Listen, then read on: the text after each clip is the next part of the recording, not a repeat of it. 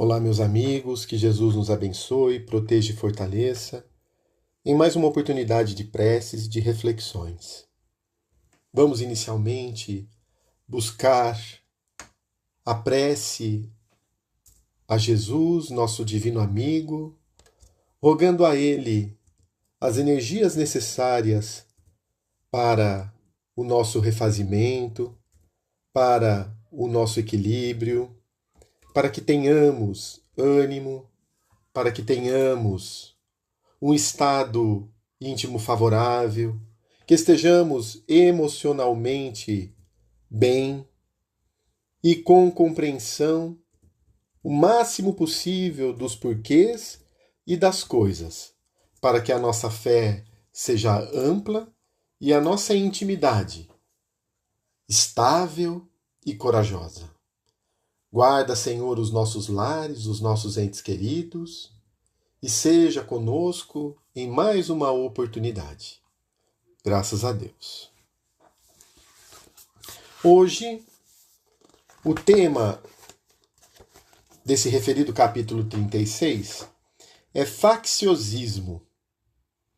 E o Espírito Emmanuel traz uma passagem de Tiago 3,14, que diz o seguinte: Mas se tendes amarga inveja e sentimento faccioso em vosso coração, não vos glorieis nem mintais contra a verdade.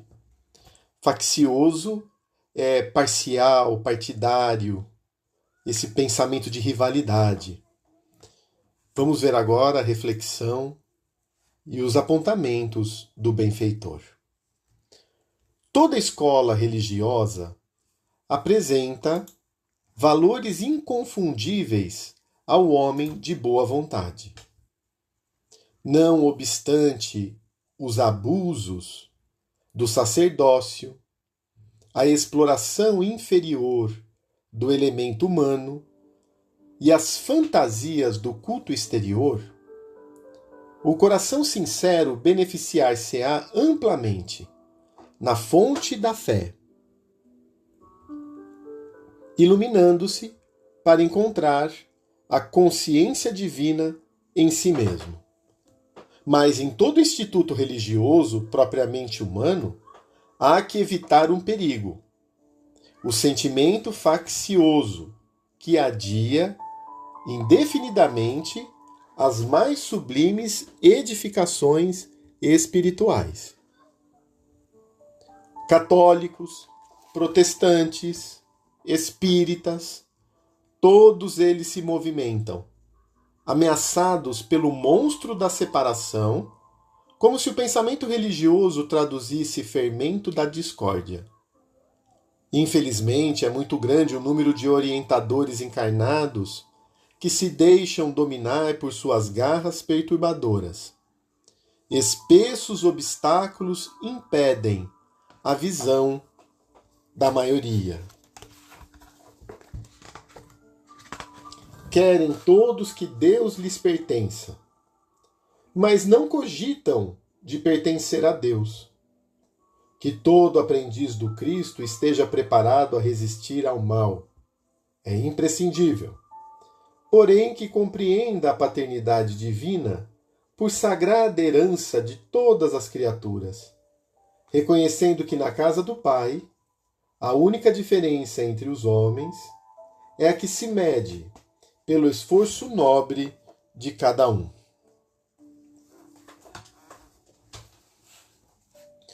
Meus amigos, o Espírito Emmanuel nos chama muito a atenção, e falando também diretamente aos espíritas, ele inclui os espíritas nesse texto, nesta reflexão, para que realmente estejamos integrados num propósito que é a busca da espiritualidade nos meios em que estivermos, na casa espírita que trabalhamos, que laboramos, que estudamos, no meio em que nos encontramos, sem espírito de separação, de rivalidade, seja essa rivalidade interna ou externa, mas que nos faz e nos remete a um pensamento mais amplo, a busca da religiosidade.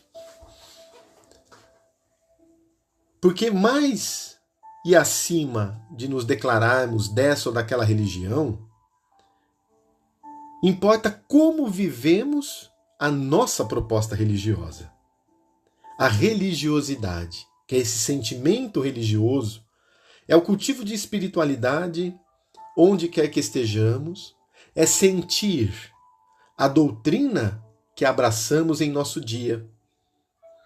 E pensando nisso, quanto de fidelidade nós já temos àquilo que conhecemos. Sem nos preocuparmos se o outro faz de um jeito ou de alguma forma específica, se entende dessa ou da outra maneira. Vamos pensar em nós. Quanto que nós já somos fiéis a tudo aquilo que conhecemos.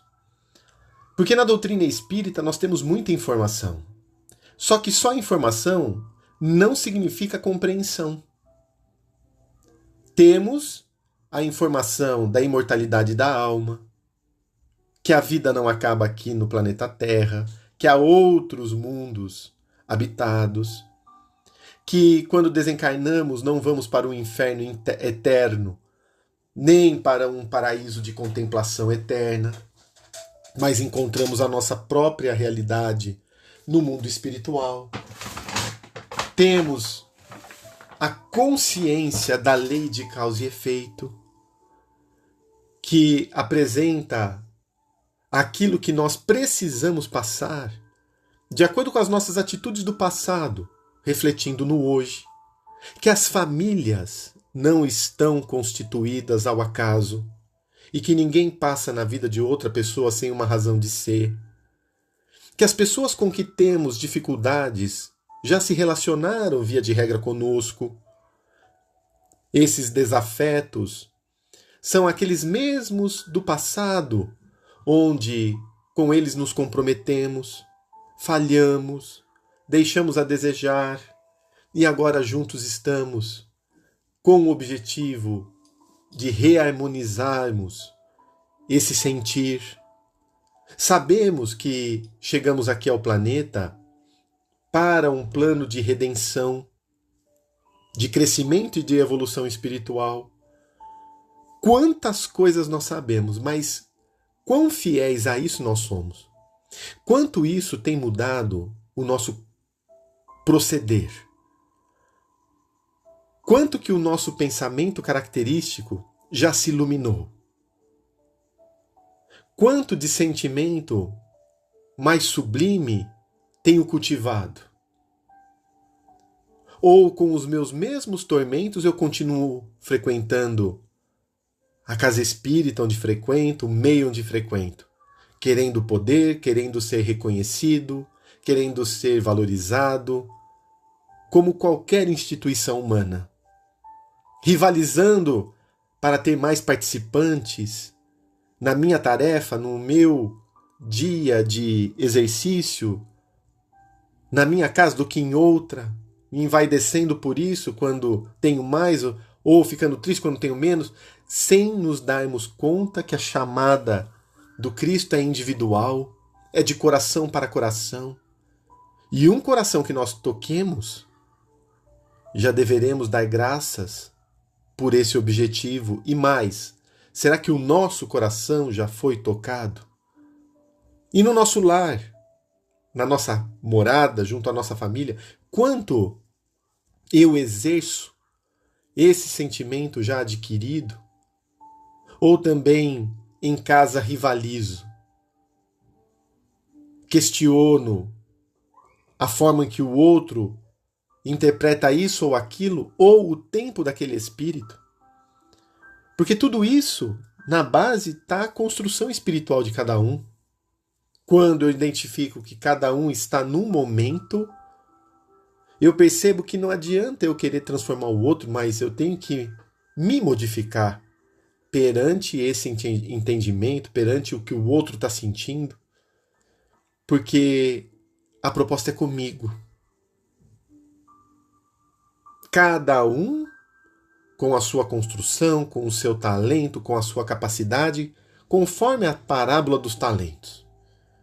Importa que recebendo esse talento, essa bênção, essa dádiva, eu o multiplique. Às vezes, uma coisa minúscula, mas que eu cultive, multiplique em recursos para que ela dê mais e mais frutos sazonados, mais e mais frutos positivos. Então, quando observamos essa frase de Tiago, se tendes amarga inveja e sentimento de separação em vosso coração, não vos glorieis, nem mintais contra a verdade. O que é capaz um espírito com inveja e esse tipo de sentimento partidário? Isso chama atenção para as próprias questões do mundo. É esse que torce para A ao invés de B, e essa torcida seja na política, no futebol, nisso, naquilo, coisas do mundo, coisas que vão ficar. E rivalizamos. Nos preocupamos com aquilo que não vai fazer diferença para a nossa alma do ponto de vista superior, mas poderá nos atrasar na marcha diante das paixões arraigadas que ainda temos. Inveja, quem inveja a condição do outro é porque não entendeu o seu próprio caminho. A vida do outro é uma outra realidade. Foi analisada pelos espíritos superiores e, de acordo com essa análise, ele vem desenvolver determinadas tarefas que a ele dizem respeito e não a nós. Olhemos então para o que nós temos, para os nossos caminhos, para as nossas portas abertas, para as nossas portas fechadas, para compreendermos qual o chamado de Deus. Talvez portas que sempre estão fechadas sejam a melhor alternativa para que não caiamos. E as portas abertas, que às vezes não desejaríamos, mas somente por elas podemos passar, são as portas do aprendizado. São as portas que deverão ser percorridas, transpassadas, embora estreitas muitas vezes, que nos conduzirão a um sentimento mais nobre, à conquista de uma virtude, ao desenvolvimento de um valor, ao fortalecimento de algo que, uma vez implantado em nossa alma, não mais perderemos. As dores, as provas difíceis que chegam, são momentos também para colocarmos em prática esse espírito religioso, esse entendimento do momento, sem revolta, sem autopiedade, mas consciente que estamos sendo convidados a uma experiência de valor espiritual. Toda dor é um convite a essa experiência espiritual de aprendizado. Quem quer sofrer? Ninguém. Mas diante de uma dor, e cada um tem a sua dor, e cada um gradua essa dor de uma forma, sabe que ela mexe com certas coisas. E isso que a dor vem mexer é um aprendizado para a alma. Aprendizado que, se bem constituído, não se perderá nunca mais. Então, estamos falando de valores que não mais deixará de fazer parte de nós mesmos quando assimilados. E assim pedimos a Jesus, aos bons espíritos, que nos fortaleça no bem, que nos conscientize sobre os caminhos a percorrer, que não fujamos da estrada redentora, que tenhamos cuidado com os possíveis atalhos perigosos e que não percamos tempo nas voltas pelas estradas da ilusão, mas que o caminho reto, mais seguro, possa ser traçado. Ilumina, Senhor, os nossos lares, os nossos entes queridos, aqueles que estão nos hospitais, os companheiros enfermos, aqueles que lutam diante das dificuldades do mundo, que tenham muito ânimo, muita coragem, muita força. Ilumine a nossa água, depositando nela os recursos que mais precisamos, e guarda-nos. Ilumina-nos da cabeça aos pés, todos os centros de força, todas as células corporais e do nosso corpo espiritual, que estejamos bem, motivados, fortalecidos, amparados, sob teu olhar de proteção. Muito obrigado, Senhor. Seja conosco hoje e sempre. Graças a Deus.